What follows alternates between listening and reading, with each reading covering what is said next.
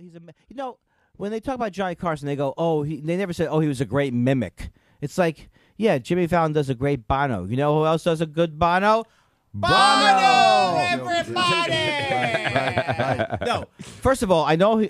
I just want to make sure that I have nowhere to work. Are you going to be on Jimmy Fallon's show, by the way? What's that? It doesn't sound like it. No, I'm not going on anybody's show. I'm only going to go on Letterman's show, and when he retires, I'm going to hang out at his house. Because Letterman's the king. Actually, I think I like Seth Meyers is doing a good job. I think. Okay, he can interview. He's also doing well in the radio, in the ratings. Yeah. Well, that's because Craig Ferguson. My wife and I have a game. Who can dive for the remote quicker and turn off Craig Ferguson? You like him a lot? See, I love Craig Ferguson. See, now here's what I love. It is a one-trick pony, but I do love it. But he just all he does is I don't think he has any idea that there's a crowd or there's timing involved because he'll go on these like long half-hour monologues that are all like improving with themselves, like, I got to the studio about, was it 12 o'clock? Maybe it was 11. 20 minutes later. And it's all to just the camera. He just works you alone in your bed. He just would you like it? But do you like his robots? I guess his robots. I don't know. I can't watch that show. Anyway, Letterman was always cooler, even though I like Leno. Yeah, because I love the monologue, I love the jokes, and I like his sensibilities. They're closer to mine. But Letterman was always in a way too cool for me because I don't know how to be that acerbic. Yeah. And still, because Letterman could get people on, appear to be ripping them to shreds while they smile with him. Right. Or sometimes he is ripping them to shreds like, Paris Hilton, and he doesn't care. So he's definitely, he's running the room in an interesting way. He also has world interests. He knows music. He knows politics. Leno, if it's not about cars... It's like because people say he used to like. I have friends who know him, and like if there's a sporting event, will come on and go, "Hey, what are you people? You rooting for the lemon teams there? What are you rooting for the grape team? What are you rooting? Yeah, the red shirts." He doesn't know anything about sports. He doesn't know anything about music. All he knows is about his cars. But also Letterman, like remember Letterman used to spray water on the. Like people would be walking. Oh, down the streets in New York outside there. It's so he did it like last summer. He's like spraying people and like get on the Port Authority and get the hell out of here. That's the kind of thing. I love that for some reason. I'm sensing, Andy, that you really wish you had a talk show at some point. You got some issues. You could do this. You can't. Easy. You need a researcher if you want to see all the sources of my bitterness, envy, anger, and rage. It's not just one thing. It's my height bothers me. I don't have a Napoleon complex. And before Napoleon, they used to go, boy, that short guy's angry. Tom Cruise, Sliced Alone, they don't sit around and belittle about the fact they're short. They went on ahead and were superstars. Well, yeah. Well, I also carry a portable Apple box with me wherever I go. No, I'm not upset about it's not just my height. It's not just about the fact that I'm renting. It's not just about the fact that I have long-standing medical issues I can't afford to fix. That's not what it's all about. I like flying below the radar for 28 years. Like a hijacker. I don't want fame. Who needs it with the fame and the mob? I got a question, though. What is enough fame? Like, to people listening now, like you've been on Letterman a gazillion times. Right. You've been on many specials, Ray Romano, many, many times. You're still on hit shows like Maron, small hit shows, but still cool, very cool shows. I'm a voice on Bob's Burgers. And to you, you're not voice of Bob's Burgers. I'm the voice of Mort. That is big, man. But to you, you're not famous enough. You should have been more famous. Here's the thing. This is an absolutely guys like true. Leno don't deserve it because all they know about is cars. Well, the absolute truth is like when you're young.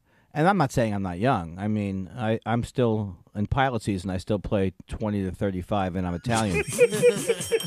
But when you're in your 20s and your 30s, I finally found out that you can turn your headphones up. Yeah, help yourself. I just thought I was going deaf, and nobody was saying anything.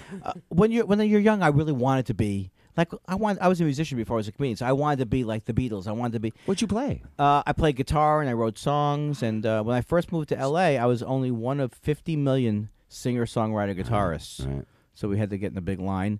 But then I have to say, honestly, I couldn't be except for when I can't pay my bills. I'm totally happy. Do you incorporate any songs into your comedy? I never. Well, when I first used to go on the road, which was the late 80s, and I can't believe that I'm 27 and I've had these experiences. When I used to go on the road, I would have to apologize because I'd be in a condo and I have my guitar. I said, don't worry, fellas, I'm not using it in the act. Because back in those days, it was all the song parody type thing. Lots of guys did that, yeah. Yeah, but now I'm trying to do that more. I used to be deadly serious in my songs, which is terrible.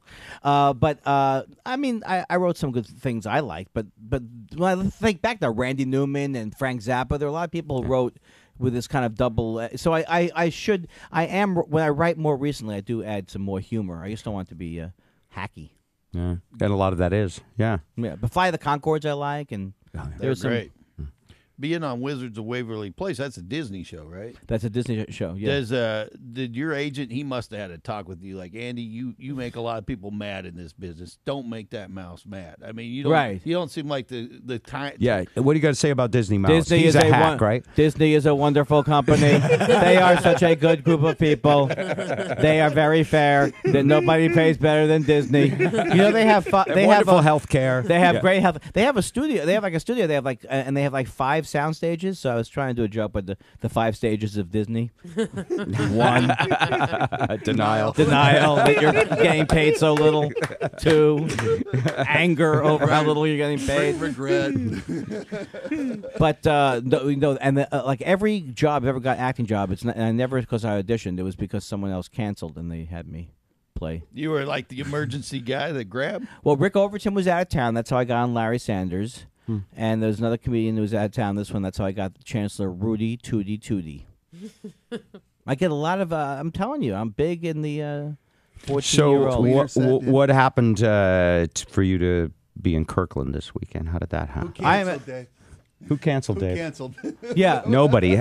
Kirkland is honored to have you. We've been waiting for months to have Andy come to In fact, Kirkland. they were like, well, man, when Andy Kindler gets here, we're going to save this club. Because he is the best. As much as he doesn't think he knows it, he is. Man. Yeah. This guy is the best. Are you doing like a Tony Robbins thing with me? No. Yes, he totally is. I'm a believer. Envision yourself 6'5". Oh, right, Go yeah. ahead. You're It's your taller. right to be that. You're taller and you have more money. Just keep saying that over and over. You know, he used to have those things, Tony Robbins, where you ran over the hot coals. Yeah. Fire walking. And then some people got hurt. Yeah. Now he has to do something where he puts you in a very cold lake.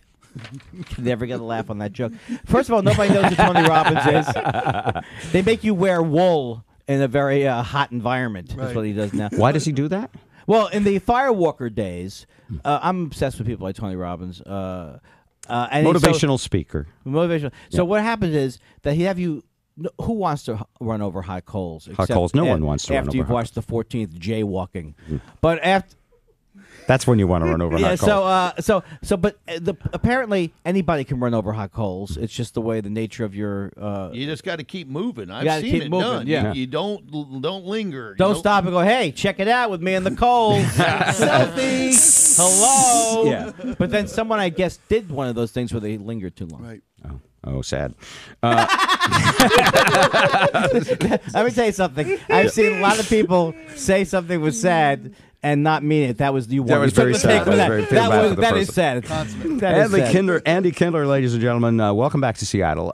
This weekend, Laughs Comedy Spot in Kirkland. Are there going to be any tickets, or is it going to be totally sold to the wall? Like, should we tell people which show? Which show do you want? All of them. All right. Apparently. Oh yeah. Normally I sell out. Normally, you can come to my show 1 minute before, and you can also say, "Look, I don't want a lot of people around me while I'm laughing," and you get a whole section for yourself. There's never someone laughing down your neck at an Andy Kindler show. By the way, he says that. But will you save me a seat? I can't wait to see you. You're coming out? Of course I'm coming to see you. My goodness. Andy, you're the best. Oh, thanks for having me. All right, Andy Kindler. But now I feel like by saying that I'm sounding more like Jimmy Fallon. You're the best. You're so great. You're so great. Andy, I love that guy. So great. 7:29. All right, Andy. See you tonight or tomorrow. I love being on your show. It's so much fun. And I'm going to move here and become the house MC. I don't know what I'm saying.